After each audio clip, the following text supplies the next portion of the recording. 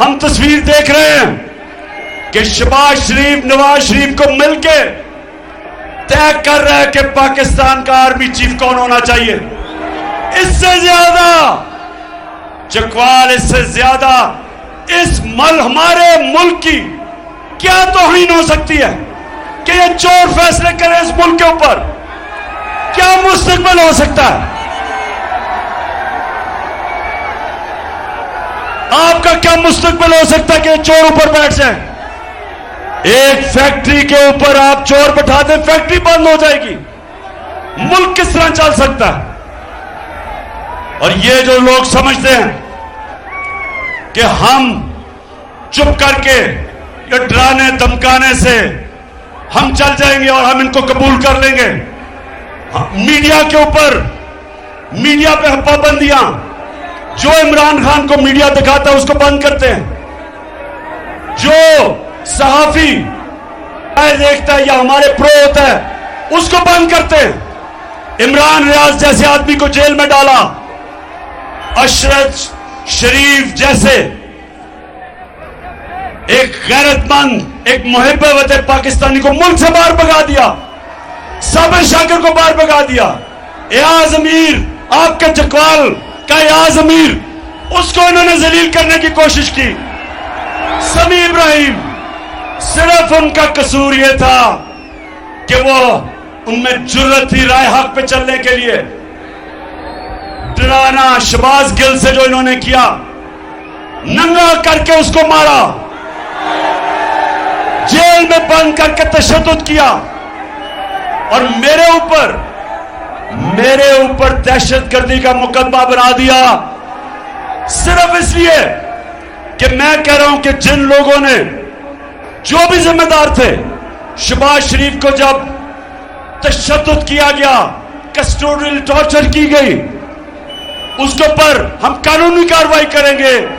मेरे ऊपर दहशतगर्दी का पर्चा बना दिया। जो सारे सुन ले हो, आज मेरी आज गौर से बात सुन लो। मैं अगर इन हरबों से अगर आपका ख्याल है कि मैं पीछे हट जाऊंगा, जो लोग मुझे 50 साल से जानते हैं, जो मुझे जानते हैं, उनको यह पता है कि जितना ये करोगे उतना और जोर से मैं आपका मुकाबला करूंगा। चकवाल, अब हमने सबने, हर पाकिस्तानियों को मैं आज कह रहा हूं, तैयारी करो, तैयारी करो आप सब।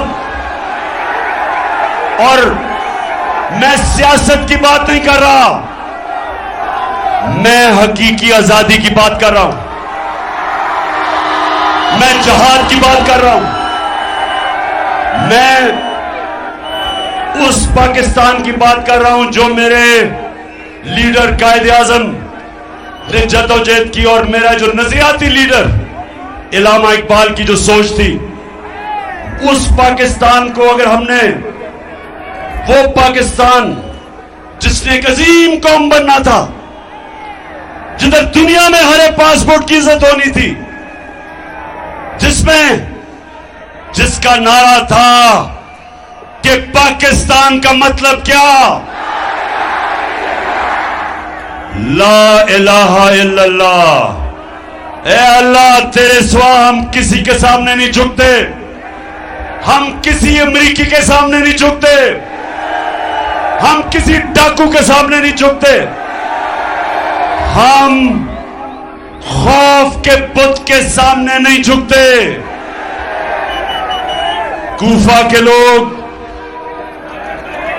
के लोगों को पता था कि हजरत इमाम हुसैन राय हक पे थे,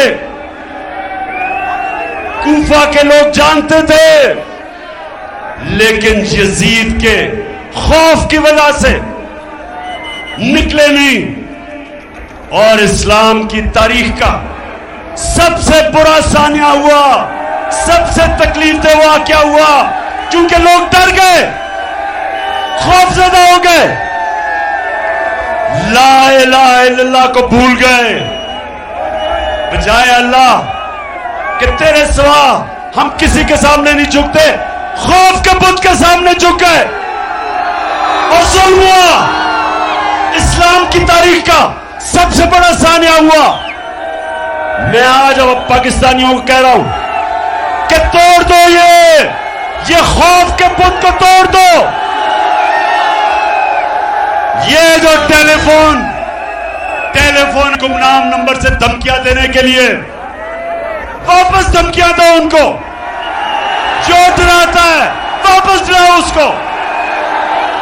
जो मिस्टर एक्स और मिस्टर वाई लोगों को धमकियां देते हैं, वापस धमकियां दो इनको। ये होते कौन है? ये होते कौन है आपको डराने वाले? आप हैं इस मुल्क की कौम, अवाम है मुल्क का। जो मुल्क की क़यादत अवाम का फैसला है। ये खुफिया नंबरों से डराना धमकाना कि जी हम ये कर देंगे वो कर देंगे, जो करना करो हम भी करेंगे।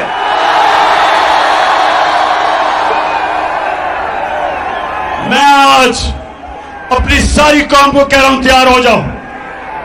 हमने तमाशा देख लिया काफी।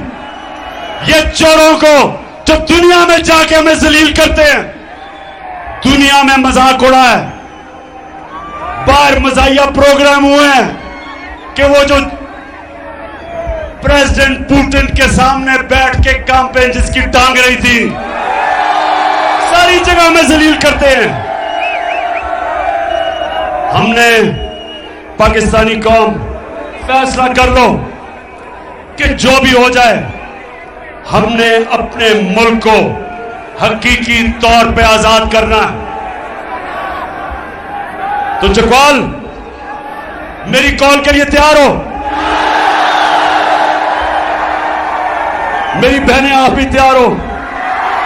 हमारी पाकिस्तान की ख्वातीन भी आज इस हकीकी आजादी की जंग में पूरी तरह शिरकत करेंगी। मेरे नौजवान, आपने तो खैर सबसे ज्यादा तैयार होना है, लेकिन हर पाकिस्तानी को मैं आज कह रहा हूं, आपका कप्तान जब तक उसके अंदर, जब तक मैं जिंदा हूं, मैं इंशाल्लाह इनका मुकाबला भी करूंगा और इनको शिकस्त भी दूंगा। पाकिस्तान जिंदाबाद।